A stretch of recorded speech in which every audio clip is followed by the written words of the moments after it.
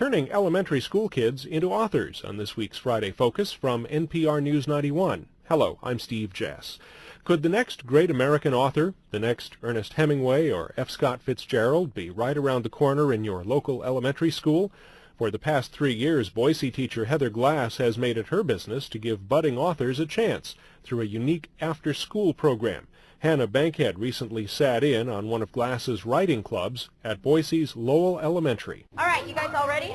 On a clear autumn afternoon, Heather Glass breaks down the key to writing to 20 students at Lowell Elementary School.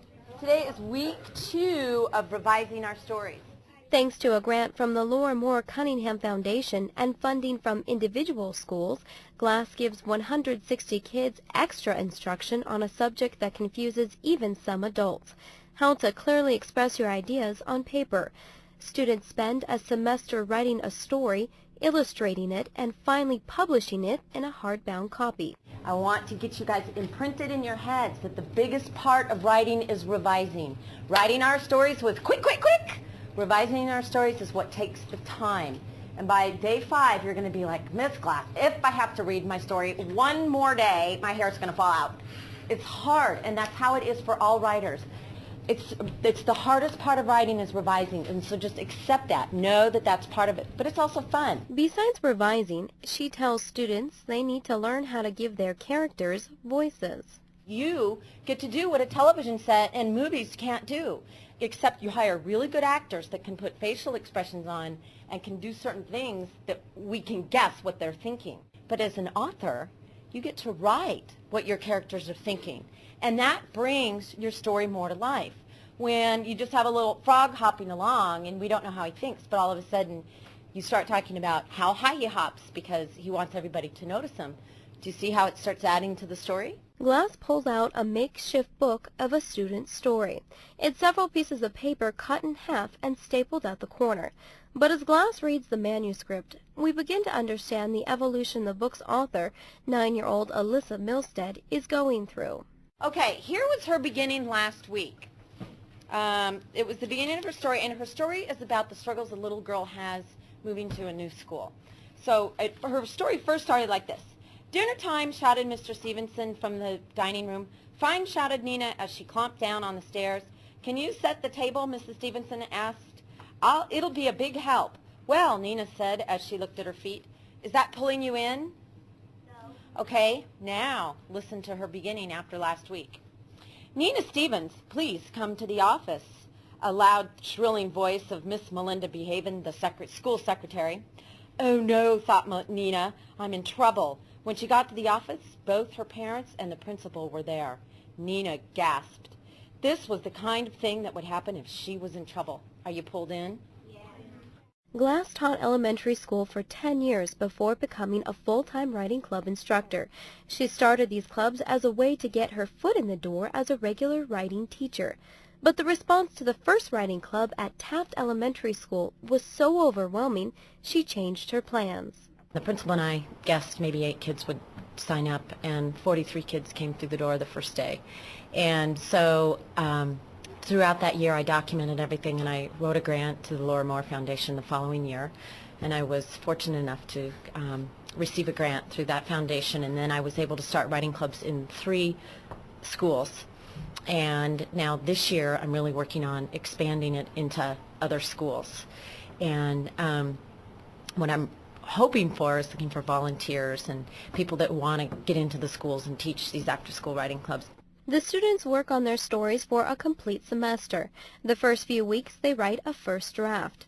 Then they break it down into 7 parts to make the revision process less overwhelming. They read it out loud to a friend to hear it, make sure everything sounds okay, then they rewrite it. And then, so for the rest of the semester, they are going through the revision process. Last week they worked on beginning. They had to change their beginning. If they want to keep the old one, that's fine, but they have to at least make another beginning to see what it's, to compare the two. They always like the new beginning that they create. And then this week we're working on voice. We work on sentence fluency. A lot of the things that we work on are based on the 6 writing traits, which is a very common verbiage that the teachers use in the regular classrooms. So I'm not throwing out different things that the kids aren't familiar with. I thought it was really important to use the same language. Glass says the club helps students see themselves as writers. The teachers tell me that when they go back into the classroom, they are very focused in writing assignments because they are writers. And so that also has been very helpful. And I've also had kids who have scored higher on the direct writing assessment, where teachers have told me, and kids have actually come back and said that they have done well.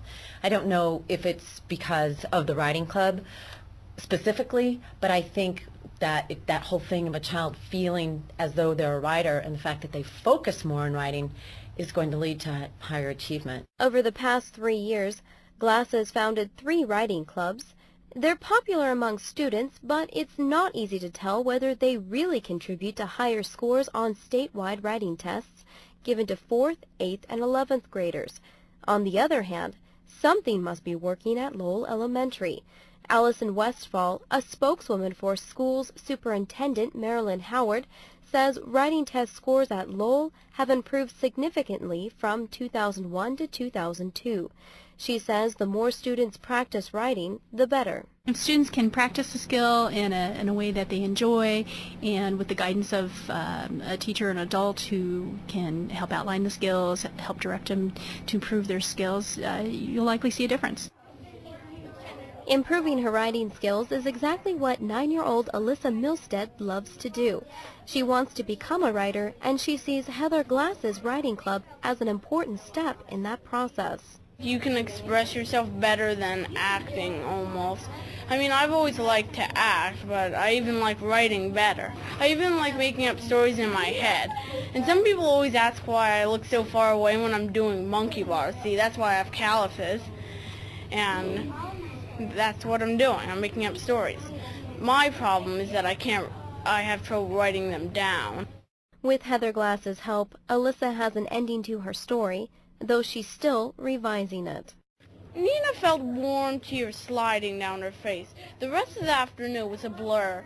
Her parents tried to explain to her, but it was impossible. It was like the world was falling apart, Nina thought angrily. She hated the thought of going to a new school, Bridgeton Elementary. The first day at her new school, Nina felt drowsy, sleepy, and tired.